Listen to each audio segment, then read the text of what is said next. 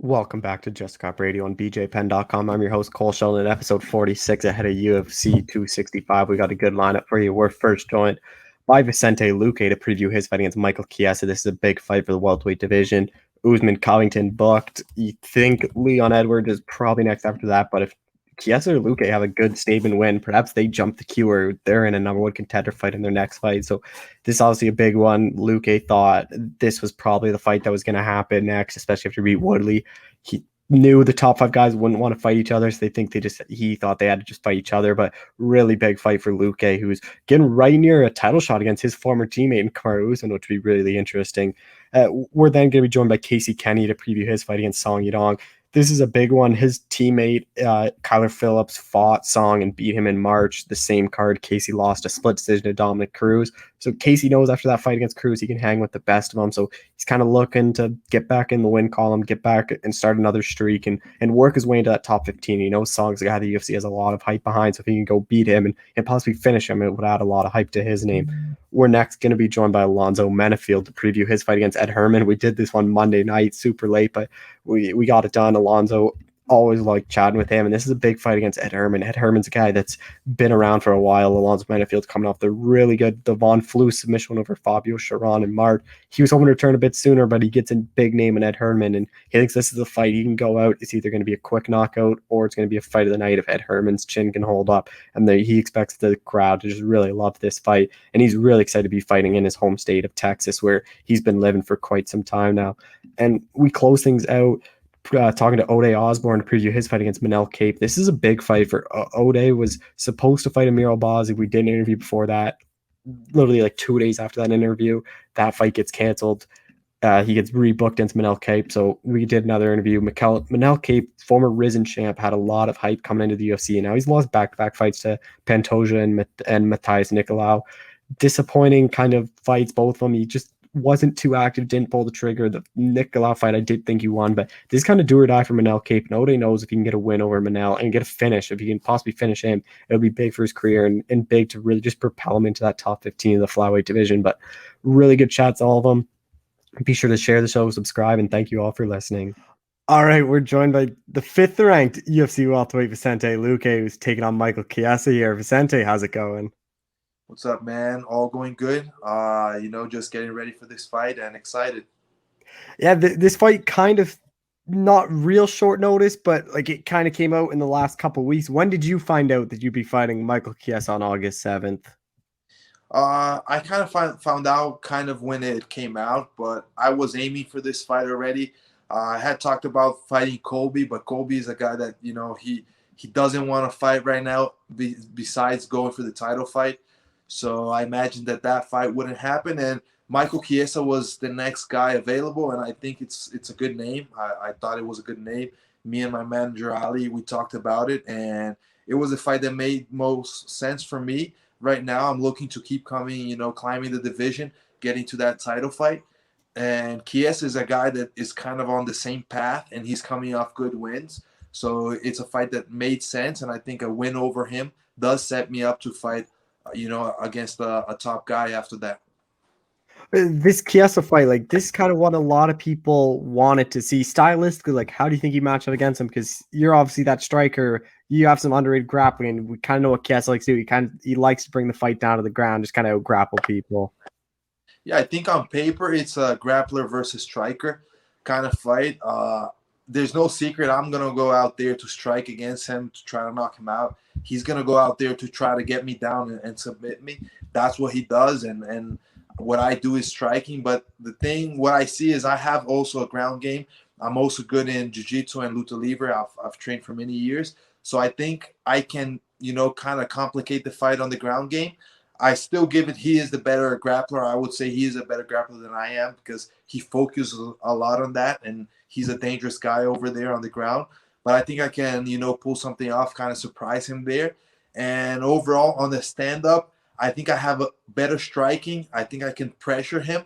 And that's the kind of fight I'm going to look to do, really put on the pressure on him.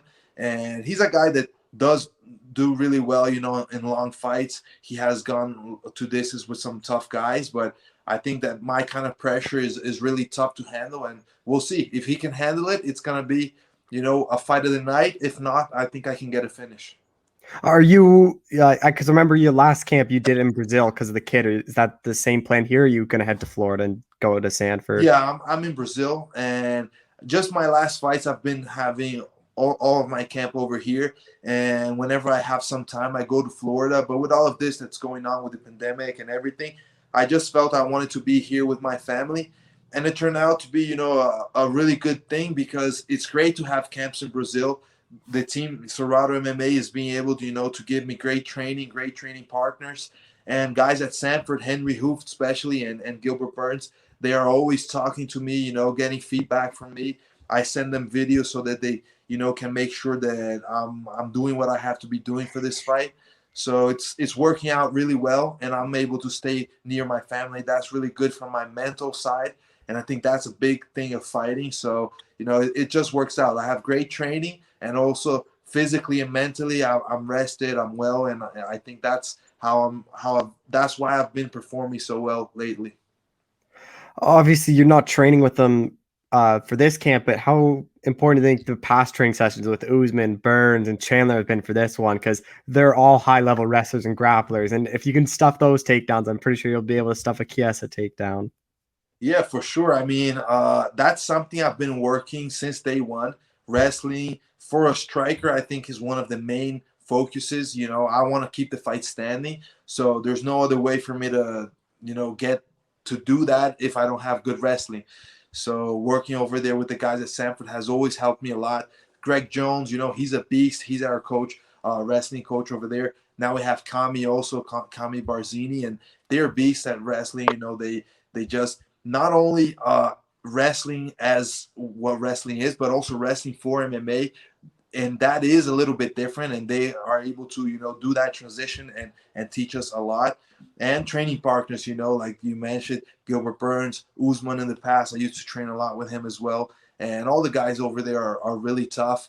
We have a lot of wrestlers, and they are always kind of, trying to, beat the shit out of me in the wrestling. And I like that. I think the more I suffer in something in training, the less I'm going to suffer that in a fight. So for me, it's the way to go. Train hard with tough guys.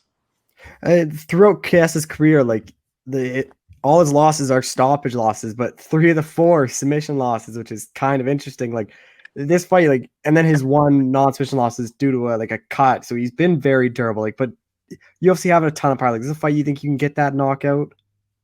Yeah, man, every time I step in there, it's hard for me not to imagine myself knocking my opponent out. And especially because of my style, I'm always looking for that finish, be it on the stand up, or on the ground. Also, I have submissions as well, but I always see the knockout. I'm a guy that if I see an opportunity, I'm gonna take it. It might not work the first time, but eventually through the fight, maybe other opportunities will show, and I'm gonna also take advantage of that and try to finish him. And I don't know. I do believe that I can knock him out. I do believe I can submit him if the right moment happens, if the situation appears. But we'll see. I mean, I'm going to be looking to finish him every single minute of the fight, as I do in every fight of mine. And if he can take it, it's going to be, a great night for the fans. How quickly are you expecting him to shoot on you? Like within the first minute? I do expect him, to grapple a lot, and he's the kind of guy that can do that for the whole round, for the whole fight. So he'll shoot once. If he doesn't get you down, he'll shoot again and shoot again. So I do imagine that he's gonna, shoot a lot and from the start of the fight. I'm also kind of anticipating maybe some kind of, different striking, something that he's working on to try to surprise me. I like to always be ready, for something that different that can happen, but mainly I think he's gonna try to get me down, maybe work, the fence, try to put me on the fence and try to just tire out my arms, tire out, my striking game. But we'll see. I'm getting ready for that, and it's the kind of fight I like. Guys that are gonna try to put me out of there somehow, and I'm gonna show them that I can resist that and impose my will.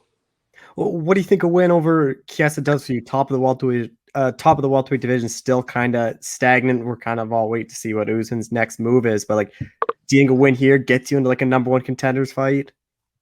I think it does put me really close to that title fight, and fight somebody for then right after that go for the title, especially because of activity. I'm a guy that has always been active, and my fights are not kind of fights. I'm not stepping in the octagon and trying to get a safe win.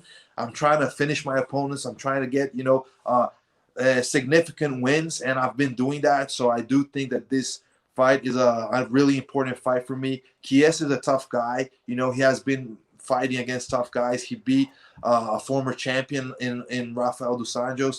So I think he's a tough guy that is in a good win streak. So a big win over him, and that's what I'm aiming for. I don't want to go in there and kind of secure a win. I want to go out there and show my style and do what I do, that is big fights and really big finishes. That's what I'm going for. And a win like that, I do think it's going to set me up maybe to face somebody up there, maybe number 1, number 2, something like that. You're fighting in the big octagon now because it's not at the Apex. Like, do you think that? I think that favors you just because you have more room to use your footwork. You have more, like, Chiesa has to obviously cover more room to get you to the fence. If it's at the Apex, it's just less room for him to kind of get you to the fence. Like, do you agree that the bigger octagon favors you in this fight? Yeah, I think so. I mean, I'm not a guy that kind of focuses so much on that. I don't really care if it's the small one, the small octagon, the big octagon. For me, it's kind of the same. I'm still gonna do what I do. If I gotta move a little bit more because it's bigger and I am kind of I have more range of angle. I can work my game better. Yeah, for sure. That's great. But I don't know. I don't know if that's gonna make the difference. That's gonna be kind of my advantage. We got to see what he's going to do about it as well. But yeah, overall, I think it's great. I like to find the big octagon. I like, the space I can work with. And yeah, if it's better or not, I don't know. But for sure, it's something I like. And the other big news this fight, you're first since November of 2019. You're fighting in front of fans. Yeah, man, that's something I've been waiting for. I love fighting for the fans. I love to have the crowd cheering me up, and I know that every single fight I'm in there, people are gonna be excited. People are gonna be screaming and enjoying themselves. And it's more special when I have fans over there. I can hear them. I get that energy that pushes me, to make the fight even better. During the fight, I like to hear the crowd. So yeah, it's gonna be exciting to be in front of everybody again, being able to perform, to have a great fight. What's it like being on this card? You got 2 big title fights, Jose Aldo. Like, it's gonna be a big card. Yeah, I think that puts more eyes on me. We have great title fights that are going to go on. There is my fight, which is a big fight in the welterweight division. I know a lot of people are going to be watching that, and I think it's just it's an opportunity for me to show even more people what I do, the kind of fighter I am, and my style. I think that's great. I'm really excited to be in a card like this. The last thing I want to touch on is your last opponent, Tyron Woodley's now boxing Jake Paul. What do you make of that? Man, I think it's great. I think it's a fight that, I do believe he's going to get the knockout. I think he's going to go out there and do what everybody from MMA has been wanting to do against Jake. So we'll see. I think it's going to be a great fight. I think he's going to get the knockout win, and it's going to represent MMA in a great way. What do you make of those old YouTubers getting into boxing? It's a lot of big paydays. Yeah, I mean, I think that shows how fight is growing, how the fight game is growing. Not only boxing, MMA, everything related to fight nowadays has a lot of eyes on it. People want to be part of it. People that are not fighters are getting into it and want to fight, and I think that's great. It's a great opportunity right now to be working with the fight game. It's a great opportunity for me, for promoters, for everyone. So yeah, I think the more eyes people have on the fight game, the better for us. All right, well, Vicente, appreciate the time as always. Thanks for doing this. Thank you. All right, we're joined by UFC bantamweight Casey Kenney, who's back in action here. Casey, how's it going? Good, man. How are you doing? I'm doing well. Obviously, I just want to quickly touch on the last fight against Dominic Cruz. Didn't go your way. A super close fight. Like, what do you kind of take away from that? Because you just fought arguably the best bantamweight to ever live. Right. had my performance that night, didn't get the W. Go make some adjustments, come back better. Always a pleasure to grace the octagon with a guy like Dominic Cruz. But nothing to hang my head about, but get back to work and make some adjustments. And August 7th, we'll get to see if those adjustments are made. Well, was this about the right time for you? Because this is only about 4 or 5 months after you last fought. Yeah, I normally like to stay a little bit busier, but needed a little bit of break there after the last one, and been back to camp. So right on schedule. Try to get 3 or 4 in this year. 4 would be pushing it here at the end. Song Yadong, like, is this the fight you kind of thought, or is this an opponent that you didn't really have in mind? Yeah, we were supposed to fight back in December, and then we both took a L that night, so I kind of figured this matchup was coming. We're both kind of around the top 20, top 15 area, so I figured that we were getting matched up. Hey, your teammate in Kyler Phillips, I know you trained a lot, literally just fought him on the same card. So how helpful is that? Where I'm sure you were probably helping him prepare for Song during that training camp. Yeah, exactly. Feel like I just almost had a training camp for Song as well. So it's good, man. Take a little bit of pointers away from him, and got some up-to-date video. The last guy to fight him. So about all the information that that you could get is there. How much will you lean on Kyler in this camp, especially because he's fighting fairly soon too? So like you guys are kind of already in camp training for around the same date. Yeah, this is the 3rd fight in a row for him that we've been. We had 2 in a row where we were on the same card, and then 2 weeks apart here. So, we're always getting each other better, always training together. So whether we got to fight or not, we're trying to make each other better. With a Song, like I think it's pretty well known. Like he comes out really hot in the first round, kind of gasses as the fight goes on. Like you're a guy that has really good cardio. So is the game plan just to really kind of bring it on him in those later rounds and kind of let him tire himself out? Yeah, exactly. I like to throw down too, so hopefully we'll put him away a little bit early. But if I can put him away in the 2nd, 3rd round, run him over, I think that's definitely part of the game plan. How do you see this fight playing out? Because like obviously you go over the finish all the time, but Song's a tough guy to finish. Like Kyler landed some clean like head kicks and punches that we should put normal people down, but he just kind of ate it and kept on walking forward. Yeah, I feel like I've had some good experience with that in my career. The both Fight Island fights, shoot, even Dom, I busted him up.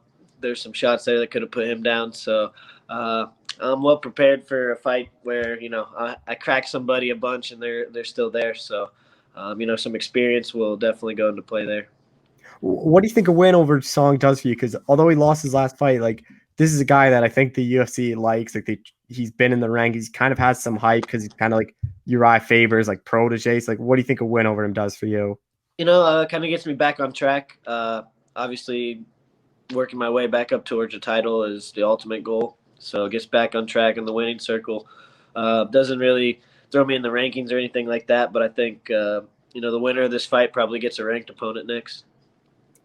Back in front of fans too. Like, what's that like for you to be back in front? It's been a while for you. It's been a while. I got to go to the Phoenix show as a fan myself, and that was really cool just to be a part of the energy of the fans. And I fought 4 times in a row without fans. I'm definitely ready for some fans, and Song is a great opponent to have fans back with.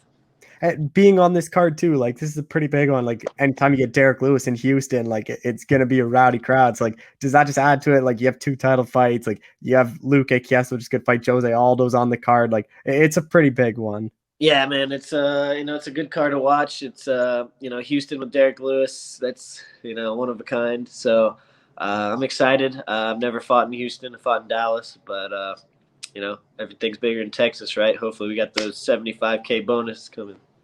Do you think anything's gonna change, like the walkout or anything? Like, are the nerves gonna be there again when you walk out in front of all that fans? It's probably gonna be pretty much the same. It's still a fight. Fans help, the energy in there, but I'm a stone cold killer when we're walking out, and I don't see that changing with fans or no fans. Were you surprised none of you guys were on that Arizona card? Because I thought like at least you, Kyler, Mario, like at least one of you guys would have been on that card. Yeah, when it was announced, it was probably like 3 weeks out, and I threw my name in the hat like, hey, if you guys need somebody, I'm ready, but I feel like they already had the card made before they picked the location on that one. Like the card was pretty much set before they announced that they were coming to Phoenix.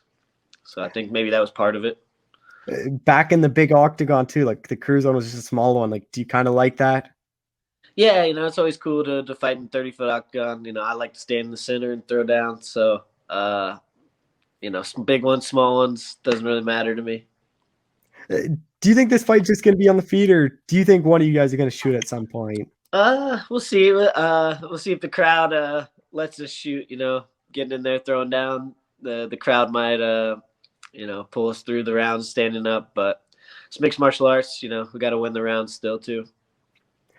Like, how much fact do you think the crowd will be? Because some of those exchanges you even had with Cruz, like you get that in front of fans, like I imagine you're just gonna start throwing even more. Yeah, I think especially my last two fights, Cruz and Wood. When we got in that firefight, they did a good job of listening to their coaches and circling out and moving away. When we did get in that, if you got 20,000 people roaring while we start throwing down like that, they probably stay there a little bit longer. So we'll see. Maybe which fans or no fans, I think Song's going to stay there and throw down. So maybe it changes a little bit. I think on paper, like your fight's kind of an early front runner for a fight of the night. Like, do you kind of agree? Like, this seems one where the UFC kind of knows the matching, where they're going to get an exciting fight for the fans. Yeah, exactly. This is it's just like the Wood fight, like everyone called it before. And I've said it before, a couple times before, that if you survive, we're going to have fight of the night. If I put you away, it's probably going to be bonus worthy. Are you going to get a Dana White like Ferguson did and try to get that extra 25, make it 75K? Someone's got to say it, right? If someone doesn't say it, I'm going to have to put in the info. You got to get Derek Lewis to say it. Derek Lewis probably has the most voice on that card. The most power, yeah. That's a good idea. Be like, hey, I'll slide you 10K. You ask Dana to step it up. Everything goes your way here. Like, how quickly would you want to turn this thing around? Because I know you like being very active. Yeah, I had my break. I'll get I'll get at least 2 more in this year, maybe 3 if they let me. Had a little break, and now it's time to go on a run again. Are you even looking to do what you done Fight Island, where you're fighting like twice in the span of like 3 weeks? I'm down. That was one of the best decisions I've ever made in my career. So anytime we can do short notice, quick turnaround, shoot, even if I got a little bit of injury going on, we'll step back in there. And short notice this year isn't as bad as that, where you don't have that 16-hour plane ride ahead of you. Yeah, exactly. If I can do that with the Fight Island thing, the 12-day fight weeks, pretty much, I can do a quick turnaround here. Do you plan on really calling anyone out, or is it just more just try to get someone ranked ahead of you? Yeah, maybe later on when I get a little bit more, maybe working my way up towards the ladder, and I got an idea who I can fight. Right now, if I beat Song, there's a whole list of guys. I mean, we could start calling them all out, but I'll call out the whole top 15. After that. I still don't ever understand how you made flyweight. Like, you seem like a big bandit. Like, is flyweight like 100% done? Probably, man.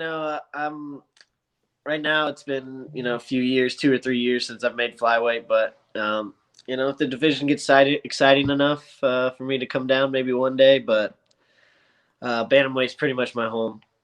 What do you kind of make of the state of the bantamweight division right now? Because you have Sterling at the top, like he's got a rematch on. You have Dillashaw Sanhagen, like what I think the week before you guys. Like there's some, and then Rob Font there. Like there's some big bantamweight fights upcoming. Yeah, it's one of the hottest divisions in the UFC right now. Finally, the little guys are getting a little bit of clout. It's always been a big guy dominant sport as far as the popularity. So it's nice to be a part of the bantamweight division and see the little guys taking over. Just a few more things. Like your gym you work at, like there's a lot of high level bantamweights. Like Sean's there, like Tyler's there, Mario's there. Like how big is that? Where you guys are all like, I wouldn't be surprised if all 4 of you guys are in the top 10 one day, and that's kind of who you're training with on a daily basis. Yeah, exactly. When I went to the lab, I knew it was going to be like that, and it's never disappointed. That's part of this game is, you got to swim with the big sharks day in, day out and get better. Some people they have a little bit different route to do it, but at some point in their career, they're probably, getting good looks with high level guys, and I get it every day. Just the final thing, though, I asked Mario this because I talked to him like the other day. Is all four of you guys are kind of working your way up? Like, have you guys talked about maybe fighting each other one day? Because you guys all kind of seem like on a collision course. Like all four of you seem like you're destined for that top 10. Yeah, we kind of joke around about having like a 4-man bracket at the top, when it's all said and done. But hey, man, they got to pay us a lot of money to fight each other, and we got to be in the right spot. But I think there's enough guys in the bantamweight division to keep us busy until maybe we all four meet at the top, and then we'll have to run it. Like that's something you guys aren't even thinking about till a belt's on the line. Like it doesn't really make sense for you guys to fight right now. Yeah, I mean, for me, I don't really have any interest in fighting those guys unless it's for something like that. There's enough guys in the bantamweight division that are exciting enough and good fights. All right, well, Casey, I appreciate the time as always. Thanks for doing this. For sure, man. Thanks as always. All right, we're joined by UFC light heavyweight Alonzo Menefield, who's fighting on Saturday. Alonzo, how's it going, man? Going pretty well, man. What about yourself? I'm doing well. Thanks for asking. Obviously, fighting in your home state or fighting in Texas, like what's that kind of like for you? Because you're not much travel for you when you're fighting in Houston. Yeah, Houston, man. That's a big deal. First fight for me to fight in Houston. So I'm happy about that. I'm excited. And truth be told, man, I'm ready to get in there and show Texas, Texas style. Was this about the right time for you to return? Because I thought after your win in March, you'd want to get back in there pretty quickly, because especially how quick it went. Yeah, I wanted to get back in there on that. I think it was the second quarter of the year. Yep. But it didn't work out. So I'm happy that I got this bout and just ready to get in there and get a bonus. We talked after your last win, but like, how different is training camp now coming off a win rather than going into that last one on that 2-fight losing streak?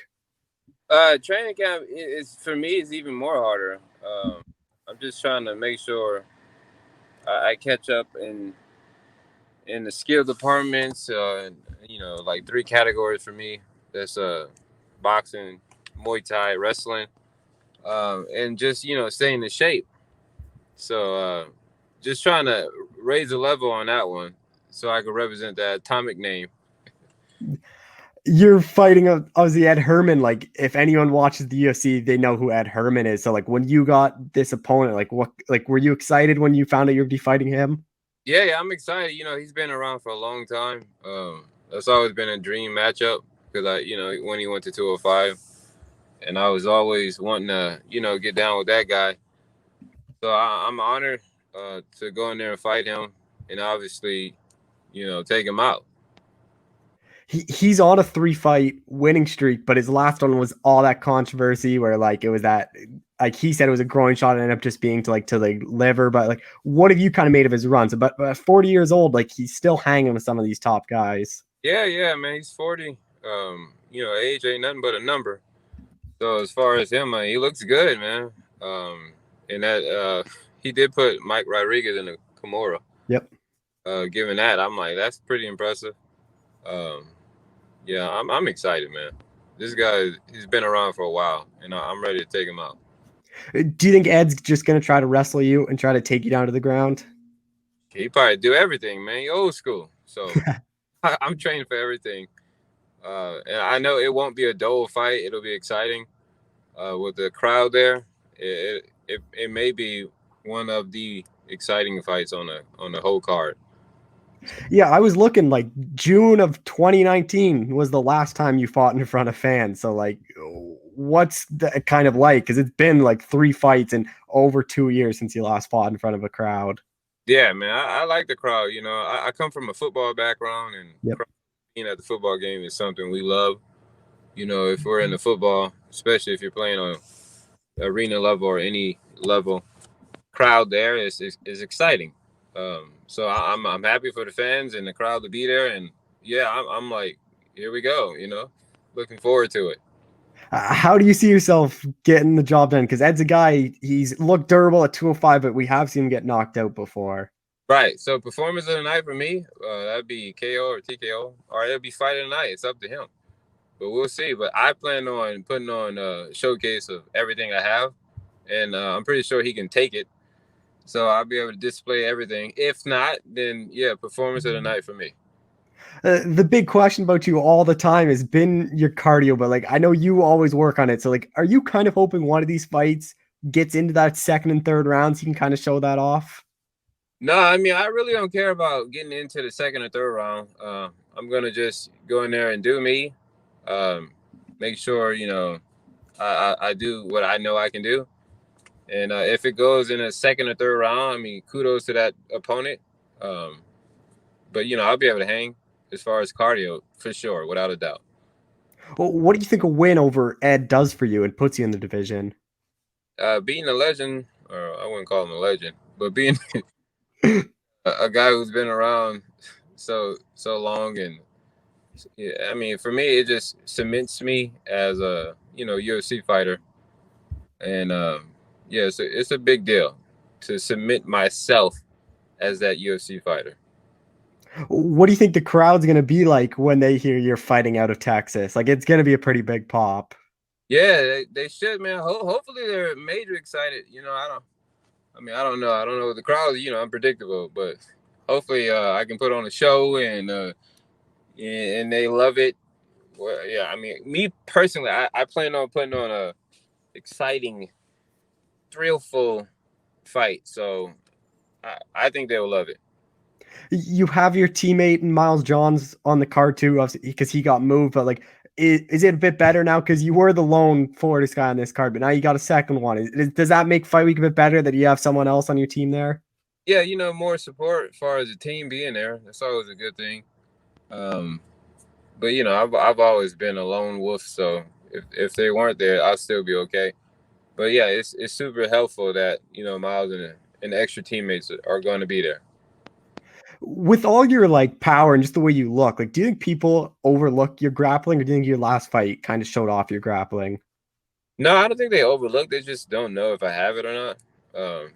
Especially when they hear about football. Yeah, they don't probably think that. But I would pride myself on being that linebacker who tackled everyone. So as far as like wrestling, I think it translates perfect for me. I just need to learn wrestling technique, which I've had. So yeah, it's going along well. Who are you working with for this camp? Because Uriah obviously just fought. Like, Ryan Span's coming up. Like, are those the guys? And Kennedy, I assume, are the main guys you're working with? Yeah, I work with all of them. Then we got a couple of scrappers in there. We got Julian. We got Zumar, Robert. We got a lot of guys in there helping out. We got Obi Kenobi. He's another African. He's very strong.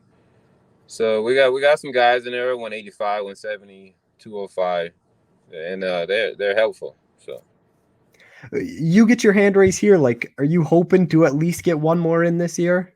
Yeah, I am actually. So hopefully in December, I'll get that third fight. And any plan to call anyone out, or is it really just whoever the UFC gives you? I take the winners of whoever is fighting in October. I forgot. Yeah, I forgot. I got to look at the list, but I mean, I guess after the fight, I'll call out whoever wins out of that fight. Oh, October. Do you mean the Santos Walker fight? There's that one. There's one other. I don't know. I don't want to call out anyone who ain't on my list, but I mean, you got the list. You got the hit list ready to go. Right. Truth be told, whoever they give to me, I mean, I'm pretty sure they're gonna be on the list anyways. Yeah. So it don't matter to me. We're talking Monday night. Like, what's kind of fight week like for you now? Are you heading down to Houston like tomorrow, I assume, or are you going a bit later because you don't have to go on a plane and fly? No, I'm going tomorrow, and I am flying. I'm just flying real late. Well, yeah, like it's not that long flight you got. Yeah, thank God. So yeah, I'll be there within 30 minutes. So I'll fly out like 4 in Texas time or Central. So it'll be perfect. How's the weight cut going? Because you are a pretty big guy. Yeah, I mean the weight cut is good. I figured out because of the COVID-19, 2020, how to just manage weight. Yeah, I've been able to stay at a good weight. And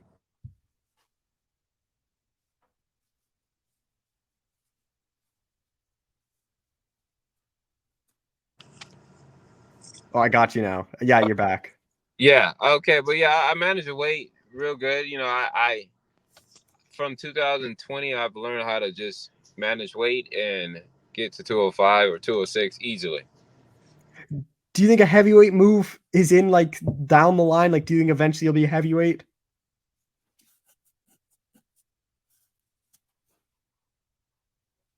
I don't got any sound from you. Oh, there we go. Okay, there it is. Heavyweight, you said? Yeah. Do you think a heavyweight, like down the line, you'll eventually be a heavyweight? No, I may go to 185. Really? Yeah, I'm getting good at this weight cutting thing. I was thinking about I should go to 155. Yeah. Just have to cut off a limb or two.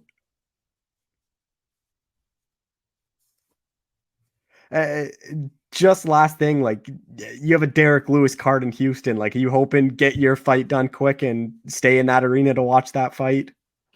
Yeah. Me and the wife, we like watching Derek Lewis.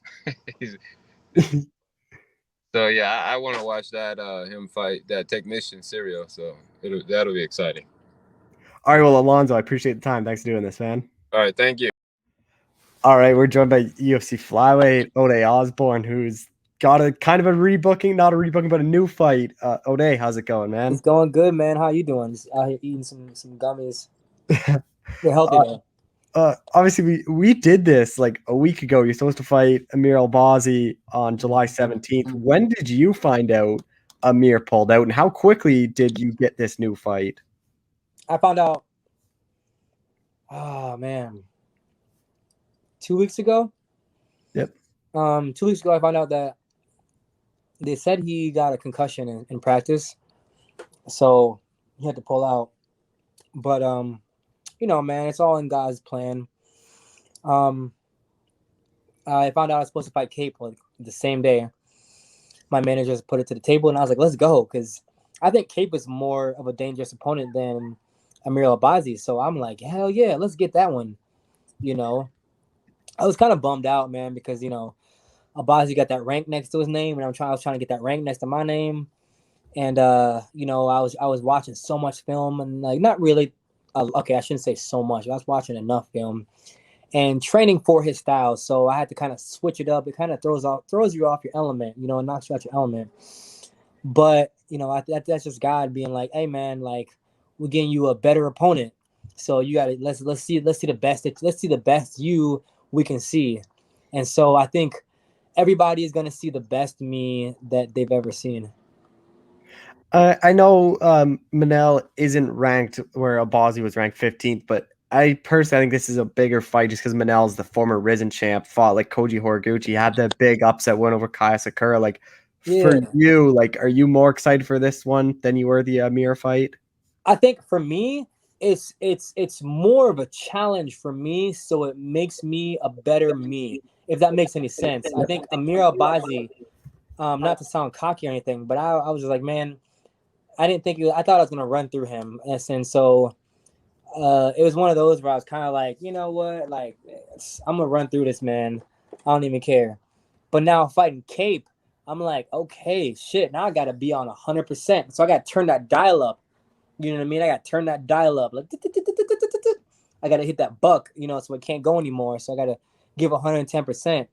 And so for me, it makes me a better fighter, you know what I mean? Because training for Amir, I didn't think he did anything that was particularly exciting for me to watch. So Cape, I think it's gonna make me, like once again I said, it's gonna really show the real me. Well, what have you made of his two fights in the UFC? Because I assume you've probably watched them either live or by now. He was hyped up, and I thought you could make a case he could have won both of them. I did think he beat Nicolau. I thought he lost to Pantoja, but he had obviously a lot of hype, and now he's 0-2 and could be fighting for his job here. Yeah, I don't know, man. I think he fought differently in the ring than he does in the UFC cage. And I think he changed. And I don't know if he always fought in Thailand at Phuket, but I think he kind of like, I don't know, his style changed a little bit. And I don't know if it's for the better, for the worse. I have no idea. I just know I'm going to go in there and I'm gonna see how he does under pressure. Just like I do with everybody. I'm going to see how they handle pressure, you know. That's what it is. That's what it comes down to at the end of the day. It's either he's gonna make it a war, or he's gonna quit under pressure. And if it's a war, then I wouldn't blink because we about to fucking bang. How do you see yourself getting your hand raised? Just because with Manel, like he's a tough guy to finish. Like his 2 UFC fights, one distance. The only guy to finish him is Horiguchi, and he submitted him late in the 3rd. Yeah, I don't know. That's always a difficult. People always ask me how do I see fights going. I'm like, I can't answer that because I'm such a well-rounded fighter. You know what I mean? It's like I don't I don't plan on how I'm gonna finish somebody. I used to make predictions. A year ago, you asked me, I'd be like, yeah, I'm gonna do this, that, and other thing. But nothing I always say happens. So I stopped making predictions because that's how the fight is.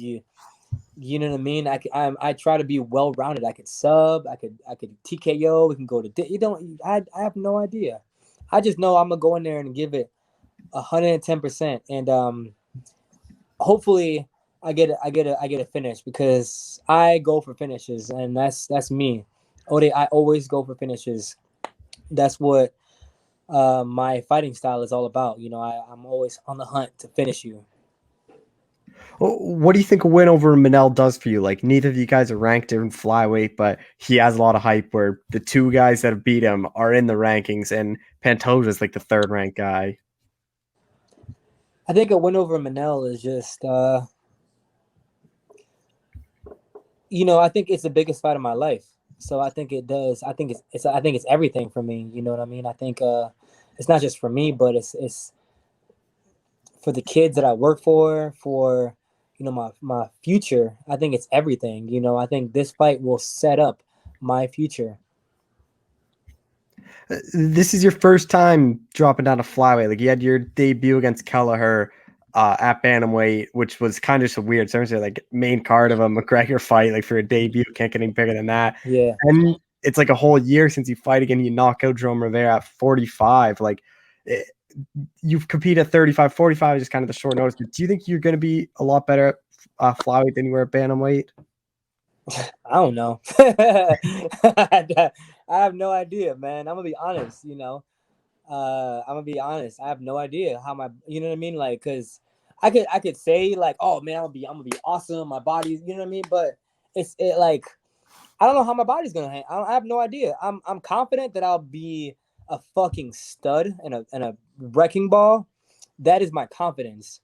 But shit, my you know, my body could be like, you know, hate it. My body could hate it. I have no idea. I'm confident that I'll be amazing. I believe that I'm gonna be a force to be reckoned with.